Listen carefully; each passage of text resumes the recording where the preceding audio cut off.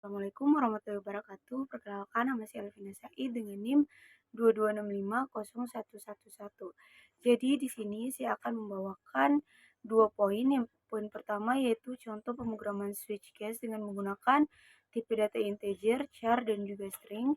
Sedangkan poin kedua contoh pemrograman percabangan if else dan perulangan for dan do while. Masuk pada poin pertama, yaitu pertama-tama di sini saya akan menjelaskan secara singkat tentang apa itu switch case, tipe data integer, char, dan juga string. Switch case merupakan pernyataan yang dirancang khusus untuk menangani pengambilan keputusan yang melibatkan sejumlah atau banyak alternatif penyelesaian.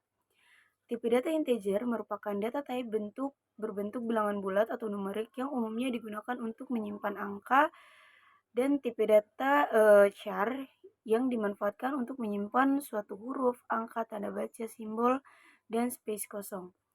Sedangkan tipe data string adalah tipe data yang berfungsi menampung kumpulan karakter seperti kata dan kalimat. Masuk pada poin kedua, apa itu percabangan if else dan perulangan for dan do while. Kondisi if else adalah kondisi di mana jika pernyataan benar atau true, maka kode dalam if akan dieksekusi. Tetapi jika bernilai salah atau false, maka akan mengeksekusi kode di dalam else. Perulangan for. Perulangan for adalah suatu bentuk proses pengulangan kegiatan pada suatu statement atau lebih secara berulang-ulang, selama yang dijadikan acuan tersebut terpenuhi dengan baik. Sedangkan do while digunakan untuk mengulang statement sebanyak satu kali terlebih dahulu. Kemudian akan mengecek statement di dalam while apakah bernilai benar. Jika bernilai benar, maka akan diulang kembali. Masuk pada switch case pertama di bagian integer. Jadi pada pemrograman ini saya mengambil contoh hari, dengan dimana integer hari sama dengan 4. Switch kita masukkan hari karena yang akan kita panggil di sini adalah integer hari. Di sini saya membuat case 1 sampai 7, Senin, Selasa, Rabu, Kamis, Jumat, Sabtu, dan Minggu. Dan yang terakhir itu adalah default atau error. Jadi pada saat kita klik tombol running, maka di bawahnya akan muncul Kamis. Karena pada programnya, pada inputannya kita sudah menuliskan integer hari sama dengan 4. Jadi yang akan dipanggil itu adalah hari keempat, yaitu Kamis. Dan jika kita memasukkan integer harinya itu angka 8, maka di sini akan muncul error karena pada inputannya dari case 1 sampai 7 kita cuma menggunakan angka 1 sampai 7, tidak dengan 8 ataupun seterusnya. Maka jika kita memasukkan inputan 8 atau angka lain di atas 7, maka outputannya akan muncul error. Karena di sini saya sudah setting di bagian defaultnya. Jadi default ini adalah opsi lain, di mana jika case 1, 2, 3, 4, 5, 6, 7 tidak terpenuhi, maka akan muncul defaultnya, yaitu error. Baik, untuk contoh switch case kedua yang dengan menggunakan karakter, tipe data karakter atau char, di sini saya mengambil contoh grade nilai.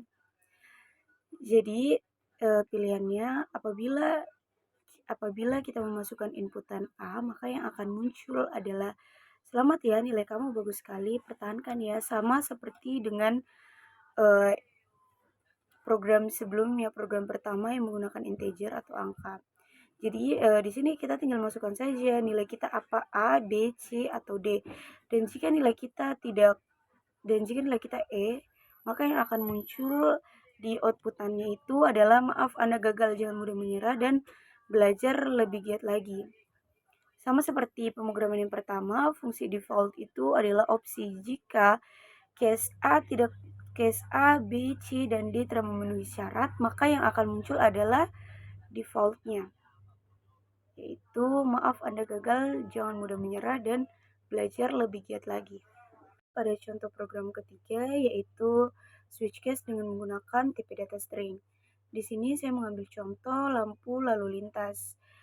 Di sini juga saya menambahkan scanner input, di mana scanner input ini berfungsi untuk menambahkan next line. Next line itu seperti baris-baris baru, jadi kita bisa memasukkan di outputnya. Baik, di sini untuk case-nya merah yang berarti yang lampu merah tandanya berhenti, kuning, hijau, dan seterusnya, sama seperti program yang sebelumnya. Apabila case atau opsi yang ada di atas tidak terpenuhi, maka yang diambil adalah warna lampu salah. Jadi jika kita memasukkan inputan selain merah, kuning, hijau, maka yang akan muncul di outputannya adalah warna lampu salah. Masuk pada poin kedua, yaitu contoh pemrograman dengan menggunakan if else. Jadi seperti yang saya jelaskan pada awal-awal tadi tentang penjelasan singkat tentang if else dan lain-lain. Di sini saya mengambil contoh masukkan nilai mata kuliah. Jadi di sini if integernya masukkan next in. If-nya jika nilai lebih dari 80, maka output yang muncul adalah nilai titik 2a, nilai a. Selanjutnya, jadi pada outputannya jika kita memasukkan nilai atau angkanya itu misalnya 889, maka yang akan muncul adalah nilai A, karena di sini kita memasukkan nilai lebih dari sama dengan 80, maka nilainya akan A. Berikutnya, jika tidak 80 atau 80 ke atas, jika 70 ke atas, kita bisa menggunakan pilihan selanjutnya yang akan dieksekusi, yaitu if else nilai lebih dari 70 dan seterusnya. Dan jika tidak ada dan jika nilai lebih dari kurang dari 40, maka yang akan muncul adalah nilai Anda E atau error.